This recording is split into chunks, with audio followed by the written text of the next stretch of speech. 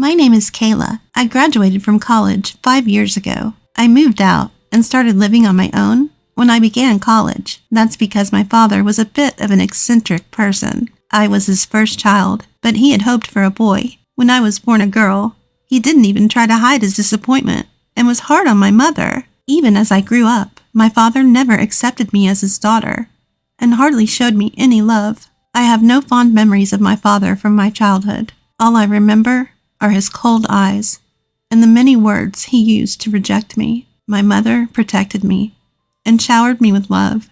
Even taking on the role of my father, I was able to endure my father's harsh treatment thanks to her. 6 years later, Emery was born. My father was disappointed again that it was a girl, but something changed, and he started to adore Emery. However, his attitude towards me remained the same. It was clear that he treated Emery and me differently. As I went through elementary, middle, and high school, I was treated by my father as if I didn't exist. On the other hand, Emery was praised by my father for even the smallest things, and he bragged about how cute she was, like a little doll. In contrast, the way he would sigh and say, "Oh, but Kayla," was quite a shock to me. My mother would comfort me, saying, "Kayla is different from Emery, but she's very cute too." But it didn't resonate with my shattered confidence. When I went to college, I decided to move out and live on my own. I loved my mother, but I had no feelings for my father, who showed no interest in me. I couldn't bear to live with him any longer. He reluctantly paid my college admission fee, but declared that he would not help with tuition or living expenses. He said that if there was any money, it would be used for Emery. I had to hustle to make ends meet through scholarships and part-time jobs. My college life was consumed by studies and work, with no room for the typical joys of youth. I had almost no connection with my family during my student days. My mother would contact me occasionally, but there was no communication from my father or Emery, and I didn't reach out to them either. When I was job hunting after graduation, the most important thing for me was the salary. I had to repay half of the scholarship I received, and I knew from my part-time work how important income was. With the recommendation from my senior professor and my hungry spirit in the interviews, I secured a job offer from my first-choice global consulting firm. My mother was thrilled as if it were her own achievement, but my father and Emery showed no reaction. I thought I was prepared for that, but it still left me feeling lonely and empty. Reaching a state of enlightenment isn't so easy, is it? I threw myself into my work once I joined the company. I think I needed a place to channel these lingering feelings of frustration. Thanks to that, I learned my job faster than any of my peers. With support from my seniors, I was able to satisfy major clients and secure ongoing contracts. I was steadily climbing the ladder of success. My income was rising in proportion to my achievements. 5 years into my career, I had grown into a leader, trusted with multiple projects. During this successful period at work, I received a call from my father, who I hadn't heard from in years. "Your mother's had an accident and is paralyzed on one side. I want you to come home and take care of her. You're probably just loafing around, so I'll give you a task." I was shocked to hear that my mother needed care after an accident. I hadn't told my father about my job, so he had assumed that I was unemployed and useless. But more than that, I was worried about the misfortune that had befallen my mother. I didn't want to return home, but my desire to help my beloved mother was stronger. I immediately applied for remote work at my company. Fortunately, my global company was ahead of others in allowing telework, and the environment was in place. I decided not to cancel the lease on my current apartment, thinking it might be best to keep it, even though it seemed wasteful to pay rent. So, I returned to my family home, taking only what I needed. It had been about 9 years since I left home to go to college. My mother's condition was more serious than I had thought. She was paralyzed on one side and couldn't walk on her own. Luckily, her mind was unaffected, and she could speak normally, but her immobile body looked very painful. I confronted my father about why he hadn't contacted me for the several months since my mother's accident and her home care, but he was as indifferent as ever, saying, "Telling you wouldn't make her better.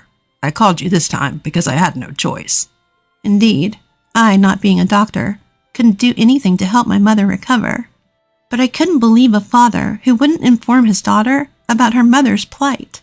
Months after my mother became immobile, the house was in a terrible state. Clothes were strewn everywhere, dishes were piled high in the sink, and the rooms were covered in dust and garbage. My mother's care had been completely neglected, and her back was covered in bed sores. I had no expectations of my father, but Emery was supposed to be living there too. What had Emery been doing? The answer became clear with her first words. I can't do housework, so I can't take care of Mom either. I'm relieved now that Kayla's back.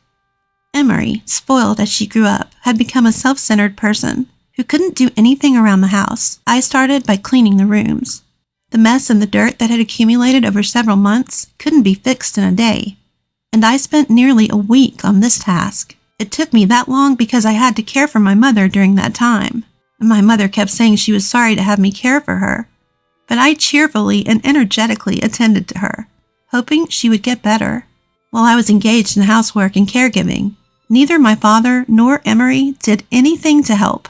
Far from helping, my father would complain. The food tastes awful. What are you slacking off for? You're clumsy at taking care of your mother. You have plenty of time since you're just loafing around. Do it properly. To him, it was only natural that I should do the housework and caregiving.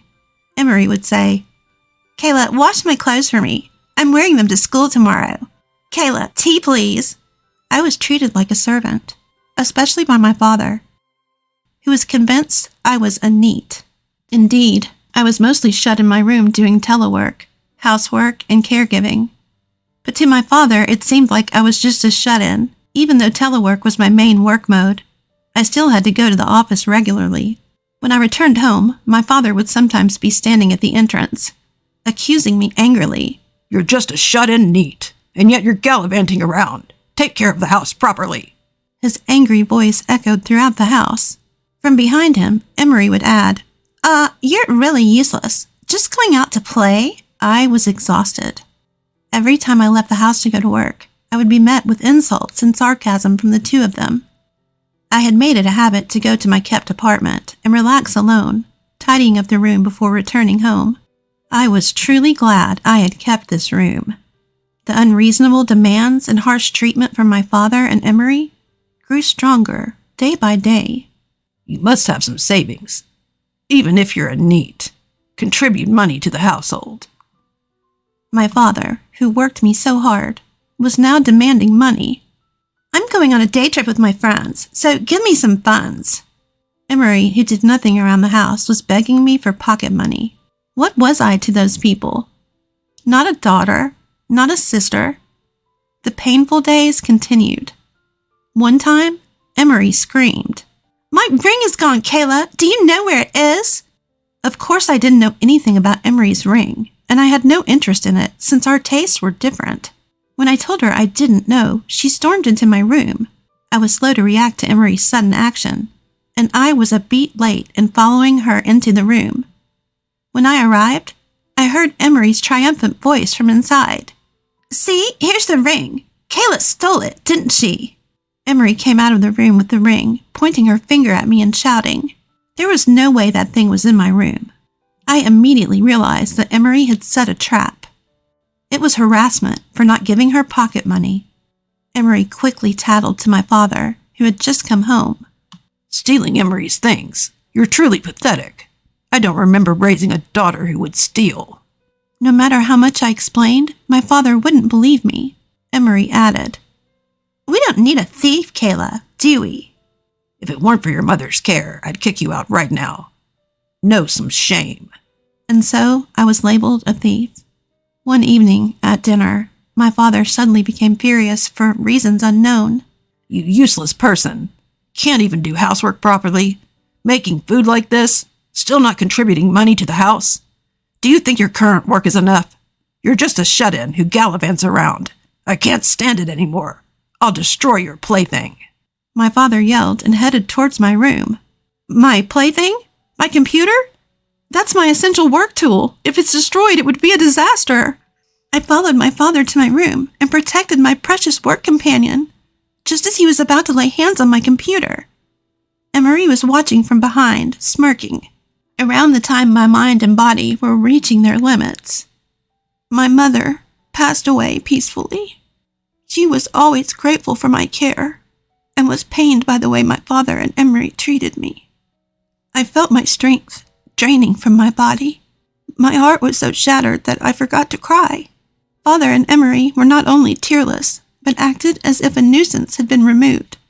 Though we were in the same tearless situation, our reasons were 180 degrees apart. After my mother's funeral was quietly conducted, my father called me into the living room. Your mother's gone, and you're no longer needed. I want you to leave immediately. We don't need a useless NEET who can't even contribute money to the house. I had a feeling he would say something like this, but I never thought it would actually happen. I asserted my hard work up to now, but my father was adamant about me leaving. Emery added, "Are you planning to stay here and be a NEET? You're such a parasite." A parasite? That's a good word. You're like a tick or a flea. I felt dizzy from the barrage of harsh words. Also, about your mother's inheritance, you must renounce it. There's nothing for you. I hadn't thought about my mother's inheritance at all. The love I received from her was enough. It was something I had never received from my father or Emery. I don't want it. I'll renounce it, and I'll leave, okay? I'll leave right away. I asked for one day's grace to pack, and immediately began preparations. The next day my father said, "Are you ready to move? Hurry up." "I'm leaving. I'll have nothing to do with this house or you two anymore. Goodbye." I loaded my packed belongings into the taxi I had called. I realized anew how few possessions I had. Returning to my parents' house after 9 years and leaving again. This time, I would never return. I had spent a hollow time realizing the reality of my father and Emery, but I was satisfied that I could help my mother. I returned to my kept apartment and applied to switch from telework to regular work. However, I was glad I had kept the room.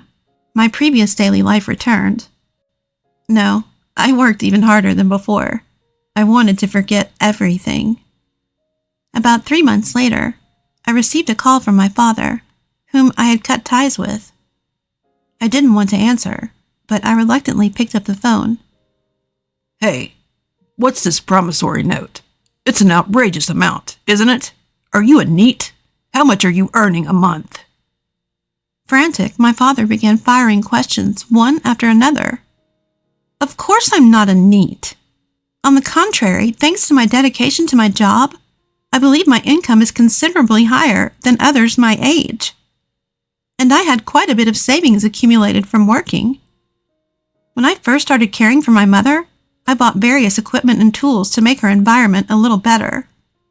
Knowing that the household was financially strained, I also contributed to the monthly living expenses to ease my mother's burden. Yes, long before my father demanded money for the house, I had been contributing. I even paid for Emery's tuition to alleviate my mother's worries. My mother, grateful for my various expenses, insisted on making it clear and had a promissory note drawn up between us.